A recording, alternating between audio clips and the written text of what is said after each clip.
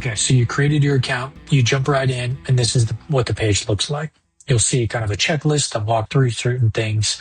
The point of this video, what I want to dive into is setting up your profile, setting up your company details so that every project is created and has all of the things that you want to track and you want to look at. So we'll start with going into your profile. Here, just takes 10 seconds. Make sure your full name's right, your phone number's in. You can click on this and add a profile photo. What this does is it pops up to every one of your projects. The goal of this is in reports and different documents, your team see your face. So just kind of helps. Now what we're going to do, we're going to jump into the organization. Over here, you'll see this little building. Click that. That's your organization. Once you open up this will show all your team members, kind of shows organization and details. What I really want to dive into right now is your company defaults. So you come over here. This is where you're going to have your regions, your documents, your scopes, different defaults that you want to show. So for me, I live in the US, Imperial, but you may live overseas and you may want to operate with metric. So you can come over here, and what that does is now every time you jump into a takeoff, be in the metric system. So for me, I'm going to leave that at Imperial. It'll auto detect your location, but you just want to check this. United States, currency, just do USD, and time zone. So for me, I'm on the West Coast of the United States.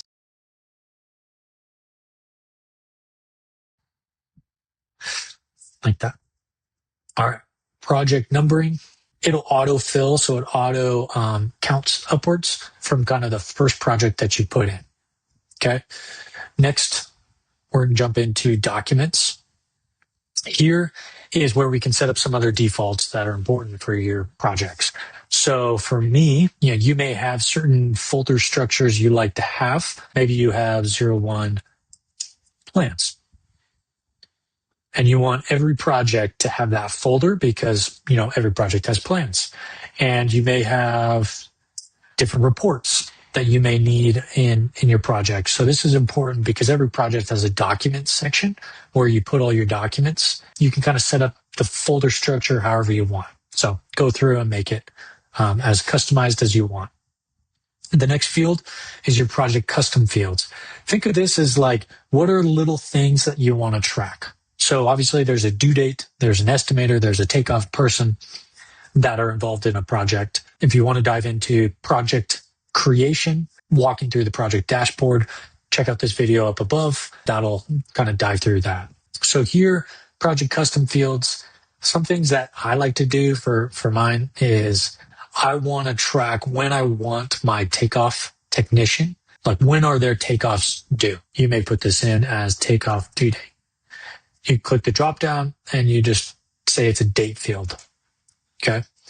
Another thing that maybe be a project custom field, something that I use at our company is a kind of a start date. I like to know roughly when our project's going to start. The idea of that is just kind of helps my team understand as we're bidding projects, kind of when they're going to start in relation to when we're bidding them. So you do that. So there may be a bunch of things as you start and you get going that, that would be nice if we could kind of track that at a project level. So go ahead, edit this all you want. So once you get this done, now we'll jump over to scopes and categories. All right. We have a lot of defaults we put in. I'm just trying to help you guys out. But you may go through here and there may be some that are not specific to your. So project scopes, this is kind of a top level scope of work. So you may be an earthwork contractor. You could be a SWIPy contractor, retaining walls, etc. Maybe one of these doesn't necessarily describe your company. You can come over here and say add custom scope. So you may be a wet utility contractor. You can add that in. And then obviously there may be some that you're like, I'm never going to use these, so let's just hide them. If you come over here and click the eyes, you can actually hide these so that you don't have like all of these scopes always popping up at every project creation. So it's a good way to keep things clean. The next is the project types. So these are kind of sub of these project scopes. So let's dive into like underground utilities. You may have sanitary sewer, storm drain, water main, force main, fire water. These are some defaults. Come in here, hide them. All the ones you don't want to see, just come through and clean them up. The goal of this is we kind of want to give you all the options. And then if you don't want them, then we hide them. The next is project categories. Think of this as like, what type of project is this? The idea here is we'll give this ability to you to customize this. We kind of plug in some based off of our experience. But this gives you the ability to look at in detail, what type of projects do you win? What are you good at? What are you most profitable at? So kind of organizing this cleanly allows your data to have nice reportable features. And again, we can suppress and hide everything that you don't want, or maybe you don't do residential construction. So you just kind of hide these, and that way in the project creation process, it's not going to show up. So once you go through that, we're going to jump into the bid workflow. What this does is this helps track project statuses and maybe reasons for different status changes. One of these, we've kind of built some custom bid statuses here for you that you can use. But maybe you want your own custom statuses. So maybe you don't want to use any of these. So maybe you'll kind of hide that. What that does is it hides it as like not an option to use.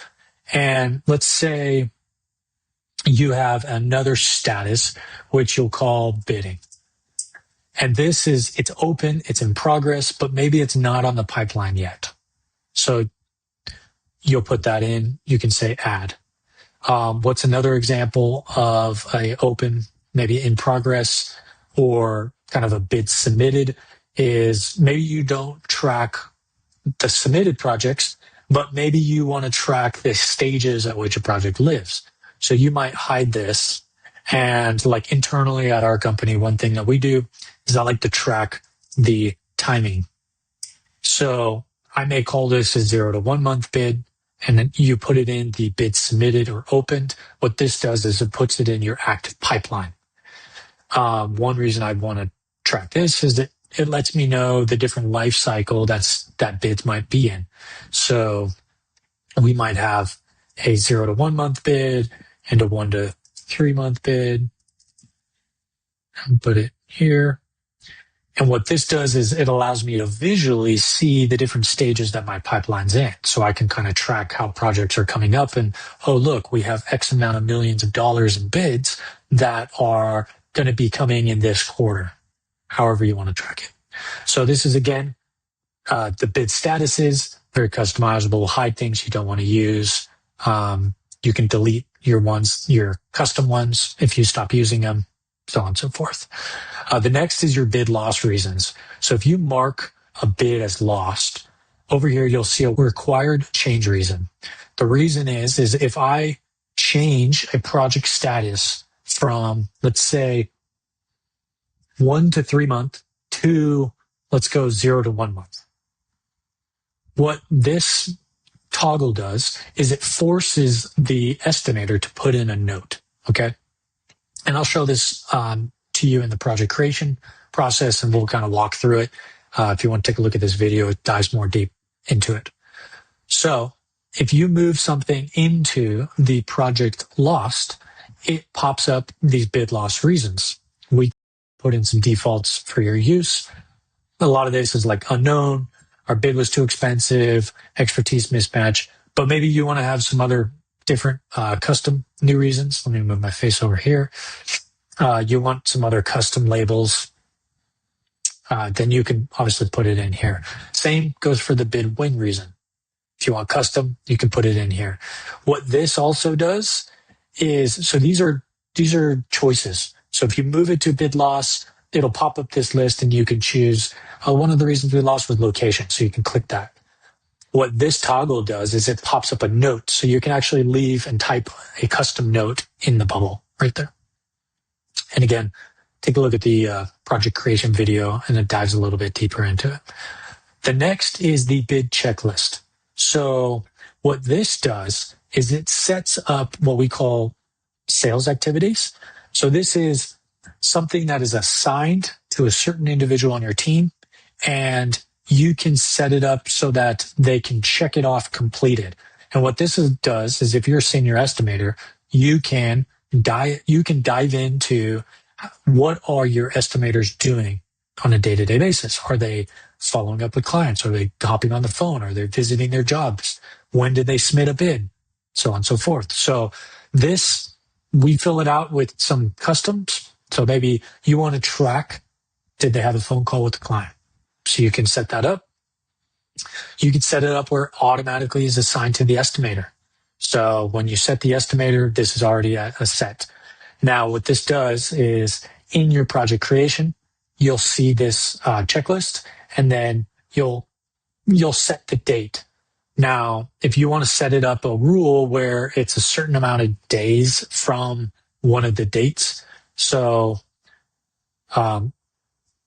earlier you saw I created the custom field start date. So if you want to make it where they need to follow up with a phone call to the client a certain amount of days before the start date, you can do this, and then you can go maybe 30 and then just come and say 30 days before.